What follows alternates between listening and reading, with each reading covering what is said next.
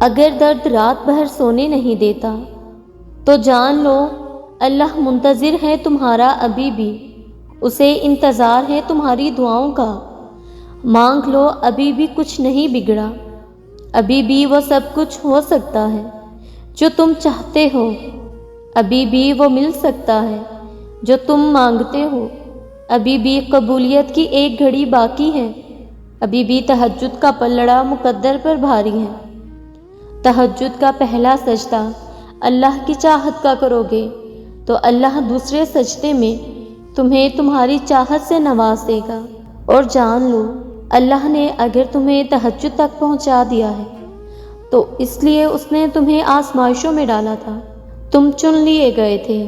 اللہ کا انعام ابھی بھی باقی ہے، دعا مانگتے رہو، ٹھیک ہو جائے گا سب کچھ، کیونکہ ابھی بھی مشکل کے ساتھ آسانی باقی ہے۔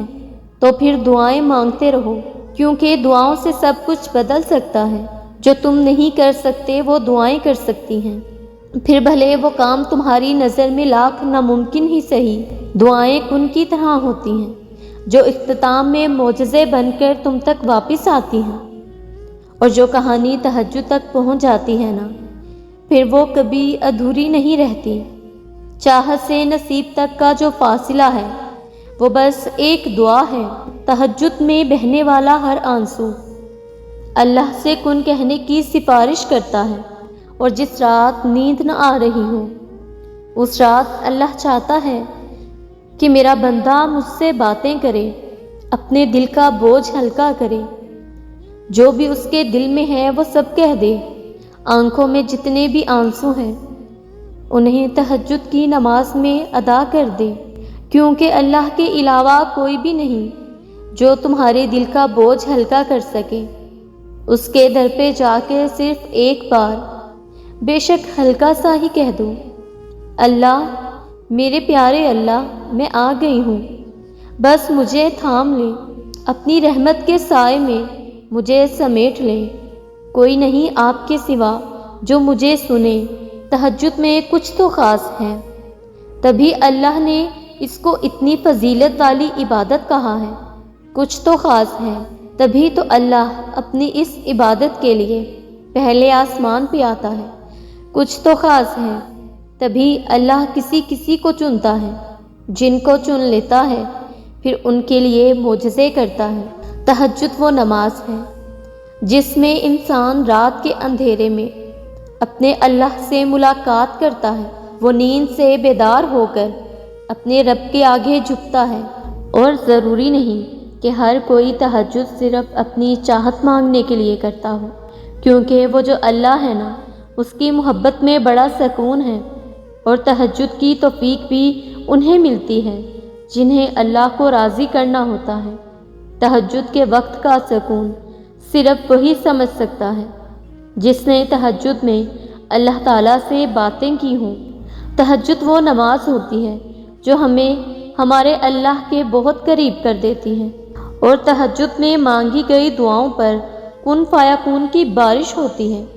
جب بندہ گڑ گڑا کر اپنے رب سے دعا کرتا ہے تب اللہ بھی دعاؤں پر کن کہہ دیتا ہے۔ آپ کوشش تو کریں اللہ سے دوستی کرنے کی، اور جس دن آپ کی دوستی اللہ سے ہو جائے گی تو یقین مانیں آپ کو لوگوں کی ہمدردی کی ضرورت نہیں پڑے گی، نہ ان کے پیچھے بھاگنا پڑے گا۔ اس لیے نماز پڑھو، تہجد پڑھو اور اپنے اللہ سے دوستی کر لو۔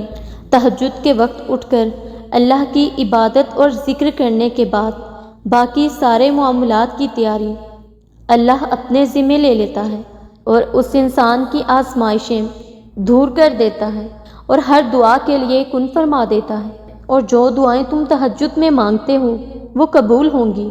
کبھی کبھی بہت پہلے مانگی گئی دعائیں بھی جو تم بھول چکے ہوتے ہو، تہجد کی فضیلت سے اللہ تمہیں وہ دعائیں بھی عطا کر دیتا ہے، اور تم بے ساختہ کہتے ہو، یا اللہ یہ دعا تو میں نے بہت پہلے مانگی تھی، تجھے یاد تھی۔ ایک دن تم ان دعاؤں پر بھی یہی الفاظ کہو گے۔ کن فرمانا مشکل کام نہیں ہے اللہ کے لیے، جب وہ کن فرماتا ہے تو پس ہو جاتا ہے اور چیز وجود پا جاتی ہے۔ تمہاری دعاؤں کو تو اللہ نے پہلے سے ہی قبولیت کا حصہ بنا دیا تھا، پھر تمہیں آزمائش میں ڈالتا ہے اس لیے کہ تم اللہ پر یقین رکھو، اور جب اللہ کوئی چیز لیتا ہے تو اس کے بدلے بہترین دیتا ہے، اور وہ چیز جو تم سے لی گئی تھی اللہ وہ بھی تو بہتر بنا کر دے سکتا ہے نا۔ اللہ کی دسترس میں تو کچھ بھی ایسا نہیں جو ناممکن ہو۔ وہ تہجد تک تو لے کر ہی اسی وجہ سے آتا ہے کہ اپنی من پسند عبادت سے تمہاری چاہت تمہیں دے سکے۔ جب تم یقین کامل رکھتے ہو پھر وہ دینے کے اسباب پیدا کر دیتا ہے۔